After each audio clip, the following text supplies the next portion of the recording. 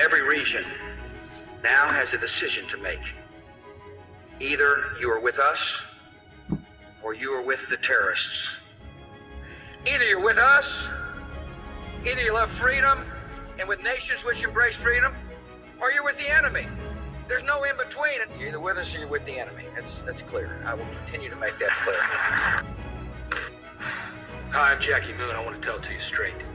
Do you know that sweat is caused by millions of tiny sweat glands dropping a deuce?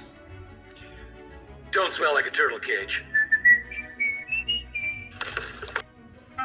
Today, U.S. Air pumped 3 million gallons of fuel, cleaned 47,000 seats, swept 400 aisles, and showed 175 little boys and girls to the restroom. We served 50,000 meals, 56,000 soft drinks, and cleaned up 250 spills. We checked 260,000 bags, flew 170,000 people, and said thank you about 500,000 times. And you know what? It's still not enough. Thank you. U.S. Air, America's most frequent flyer. There's a bear in the woods. For some people, the bear is easy to see. Others don't see it at all. Some people say the bear is tame. Others say it's vicious and dangerous. Since no one can really be sure who's right, isn't it smart to be as strong as the bear? If there is a bear.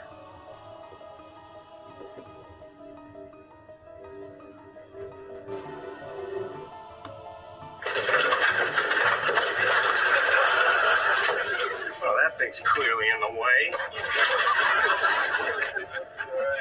Aha!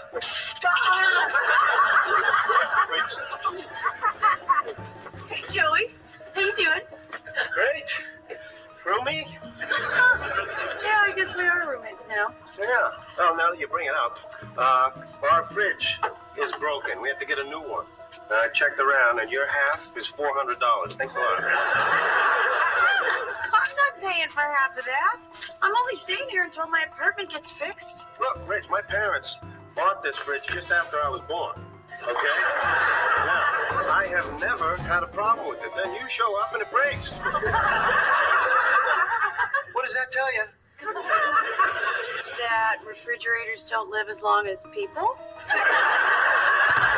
I was reading my copy of the New York Times, and it was a day late.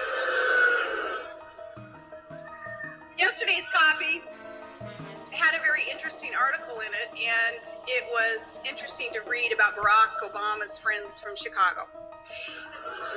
Turns out, the article said that one of his earliest supporters is a man named Bill Ayers. And according to the New York Times, he was a domestic terrorist and part of a group that, quote, launched a campaign of bombings that would target the Pentagon and the U.S. Capitol. Oh no. Wow, there's even more to the story. Barack Obama says that Ayers was just someone in his neighborhood, but that's less than truthful. His own top advisor said that they were, quote, certainly friendly. In fact, Obama held one of his first meetings of his political career in Bill Ayers' home. And they've worked together on various projects in Chicago. And these are the same guys who think that patriotism is paying higher taxes. Remember, that's what Joe Biden said. This is not a man who sees America as you and I do. We see America as the greatest force for good in this world. I'm Barack Obama, and I approve this message. Maybe you're struggling just to pay the mortgage on your home. But recently, John McCain said the fundamentals of our economy are strong. Then again, that same day, when asked how many houses he owns, McCain lost track. He couldn't remember. Well, it's 7. 7 houses. And here's one house America can't afford to let John McCain move into. In recognizing a communist, physical appearance counts for nothing. If he openly declares himself to be a communist, we take his word for it. If a person consistently reads and advocates the views expressed in a communist publication, he may be a communist. If a person supports organizations which reflect communist teachings, or organizations labeled communist by the Department of Justice, she may be a communist. If a person defends the activities of communist nations while consistently attacking the domestic and foreign policy of the United States, she may be a communist. If a person does all these things over a period of time, he must be a communist. But there are other communists who don't show their real faces, who work more silently. At America's founding, she airbrushed herself some new history. Here she is talking about what people have faced throughout history when coming to America. It didn't matter the color of their skin.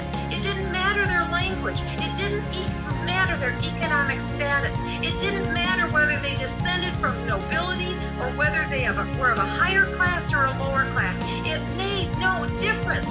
Once you got here, we were all the same. We know there was slavery that was still tolerated when the nation began. We know that was an evil, and it was a scourge and a blot and a stain upon our history. But we also know that the very founders that wrote those documents worked tirelessly until slavery was no more in the United States. And I think it is high time that we recognize the contribution of our forebears who worked tirelessly, men like John Quincy Adams, who would not rest until slavery was extinguished in the country. All right, Miss Bennett, all finished. Here's your new number. 646. What is this? That's your new area code. I thought 646 was just her new number. This is a new number. No. It's not a new number. It's just a changed number. See, it's not different. It's the same. Just changed. Look, I work for the phone company. I've had a lot of experience with semantics, so don't try to lure me into some maze of circular logic. You know, I could have killed you and no one would have known. I could have killed you and no one would have known. And I'm proud. I'm part of that original crowd. If you look around these days, there seems to be a Dr. Pepper craze. I'm a pepper, he's a pepper, she's a pepper, we're a pepper. Would you like to be a pepper too? I'm a pepper, he's a pepper, she's a pepper. If you drink Dr. Pepper, you're a pepper too. Be a pepper, drink Dr. Pepper. Be a pepper, drink. Message there. The message is that there are known knowns. There are things we know that we know.